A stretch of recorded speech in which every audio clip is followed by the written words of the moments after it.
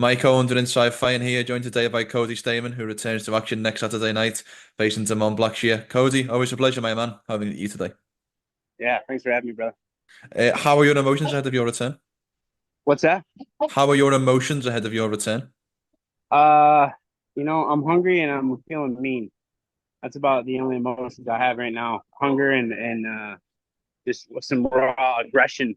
Um, like 6 week camp for me. It's been one of the hardest 6 weeks of my life. And on top of that, I got to lose a ton of weight, get ready to make 136 pounds. So yeah, hungry and mean, dude. I'm ready to get this shit done. For a fighter based out of Las Vegas, you've had the last couple of years on the roads. When I think back to some of your last fights, I think the last time you fought in the Apex was May 2021. Is it preferable Yeah. to you as a Vegas fighter to be fighting in the Apex? Oh, I love it. I love it. It's like the Apex is like 2.5 miles from my house.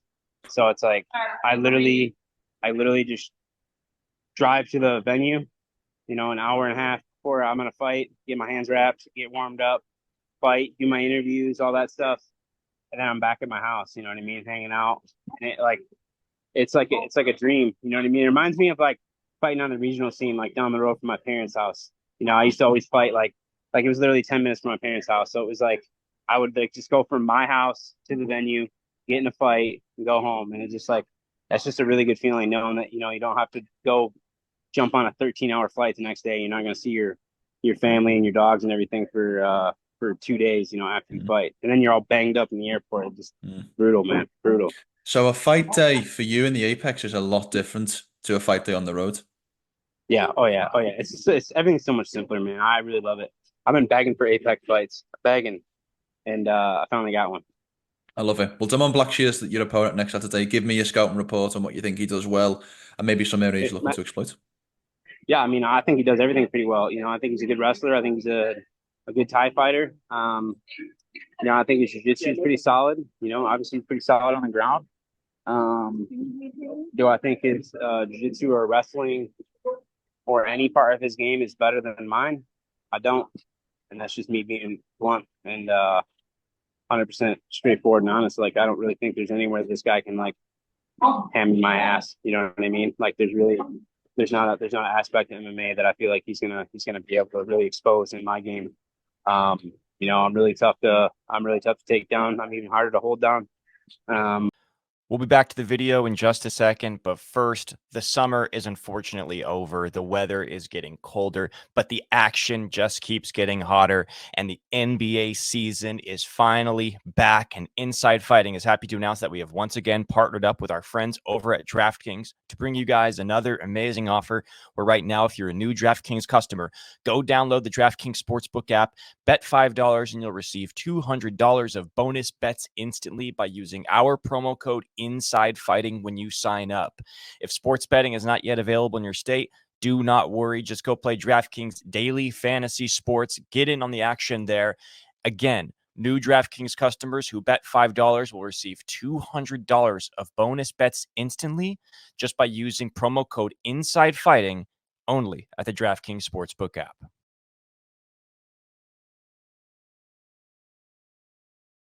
If I'm right in saying, was Damoni to spend some time in your gym, or was based out of your gym for a while? Is that true? yeah. He was training here for a little bit. I definitely got some rounds with him. I'll be honest with you.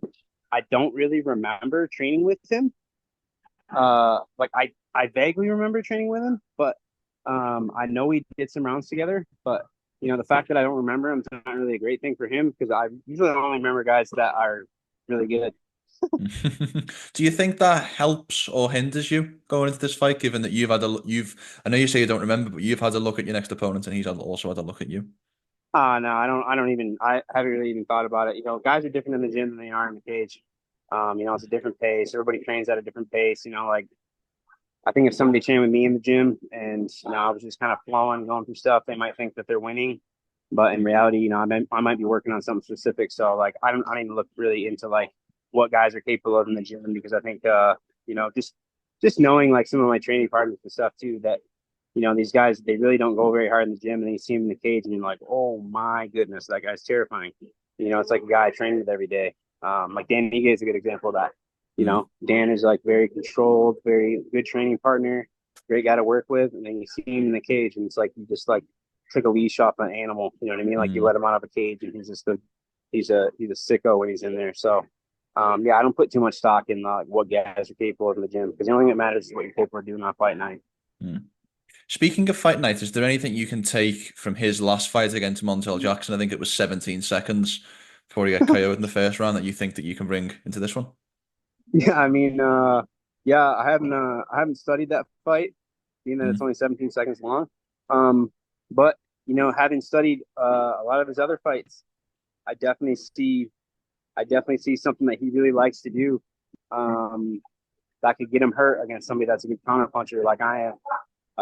He comes forward pretty recklessly, and I really, really like guys that come forward like that, just because it's a lot easier to land counter strikes. I'm shorter, so you come to me, that's great. You know what I mean? And I definitely think he comes like recklessly forward, and I definitely think he's going to do that against me, because I'm gonna make a hard target for him, and he's going to come in a little bit too crazy and make a mistake. I think I can get this kid out of there. I love it. I love it. I know we last caught up when I was in Las Vegas. I was actually in your gym, not far from where you're sat now. You obviously in that fight you were preparing for the Taylor Lapilus fight. How do you reflect on that last fight and how it went?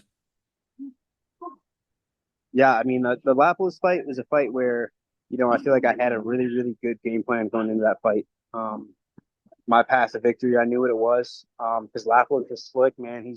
He's really, really good in there. He's a great counter striker, great footwork, really good at pulling shots, and just keeping his distance. He's always got really good distance. He's very good at distance management. Probably the best I've fought in the cage, and that's saying something, because I fought a couple world champions. But I had a path to victory, and I did not follow it. I mean, it's simple as that.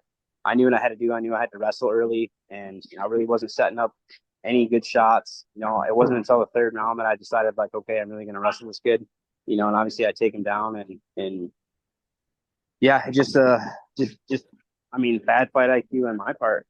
Just getting out of the game plan, trying to land, one big bomb instead of just winning a fight. I was convinced that, in my head, I don't know what happened between my last session in the gym and going into fight night, but like going into fight night, I had like a little bit too much. I was a little bit too willing to just like get into a brawl. You know what I mean? Like I wanted to get into a brawl, and that, like, which is cool. You know what I mean, for the fans, but is that like the way that I win fights? And I don't think that is. You know what I mean? Like, I can brawl, I can fight, but I pride myself on having a high fight IQ, and in that fight I didn't.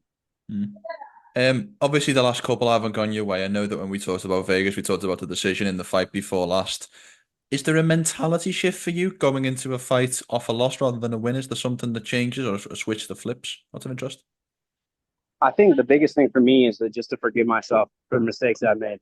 You know what I mean? And that's a mistake that I've made, a lot in my career, is where, I make a mistake in the cage, and then I'm like holding it against myself, going into the next one and feeling like I have something to prove, or I have something to do. And really, it's just about like, okay, instead of like holding on to this stuff, I just got to let it go. I got to let it go. I got to chalk it up. Like, what lessons did I learn? These are the lessons. All right, learn your lessons and move on. You know what I mean? And I feel like that's something I've really struggled with. And honestly, it's something that's helped me maybe more than anything is reading the Bible.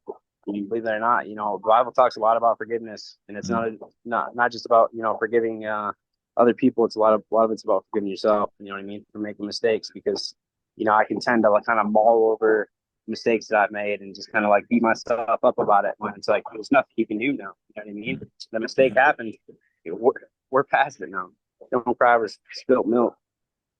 I feel like every fighter, especially in the UFC, but at the top level, does something better than everybody else in their division. What do you feel like you do better than anyone else at 135 pounds?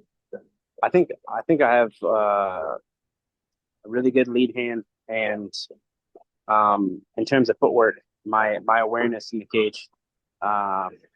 You don't see guys landing big shots on me, and the reason is because I have really, really good vision in the cage. Yeah, I think that's something I can do better than everybody else. I see a lot of guys, even guys at the highest level, I see them get hit with hard shots, I don't really get hit with many hard shots because, I see everything coming, and that's just from, a long sparring career, and, just an unwillingness to get hit. Like, I don't like getting hit.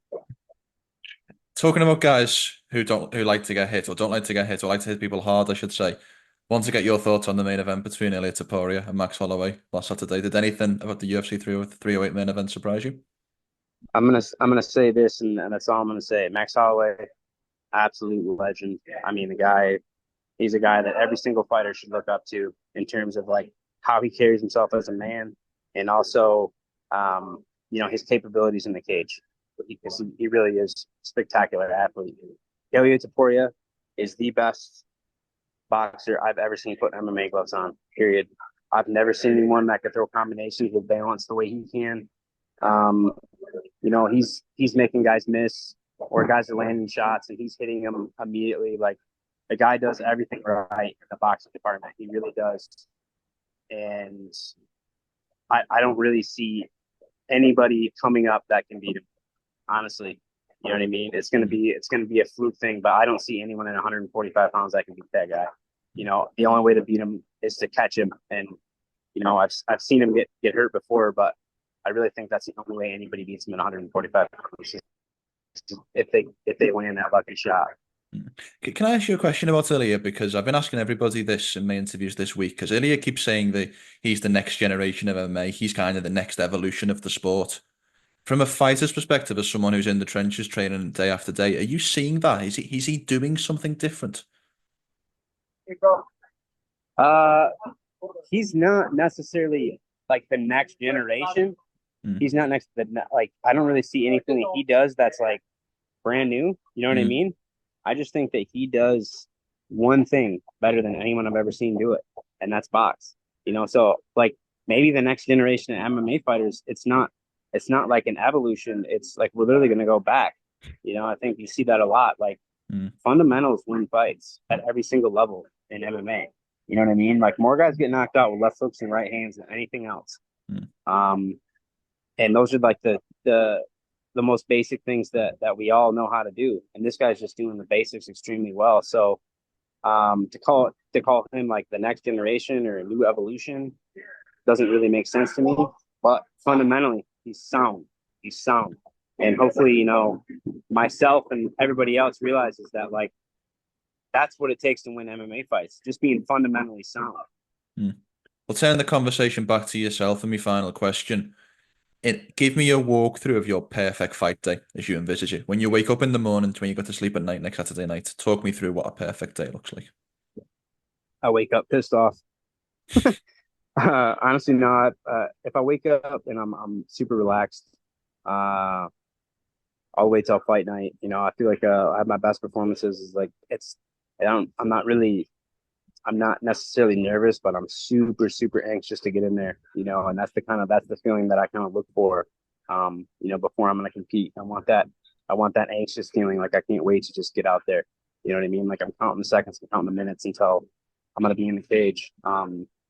And that's ideal for me, looking before the fight. I get a good warm up, and then I get in there and I just let them fly. And I think if I do that, I don't know. I don't think Da'Mon Blackshear's gonna last long in there if I'm really letting my hands go. I love it. Look, Cody, always good catching up. Thanks as always for the time. Have a great and safe rest of camp, and best of luck for the fight. Of course, brother. Thank you.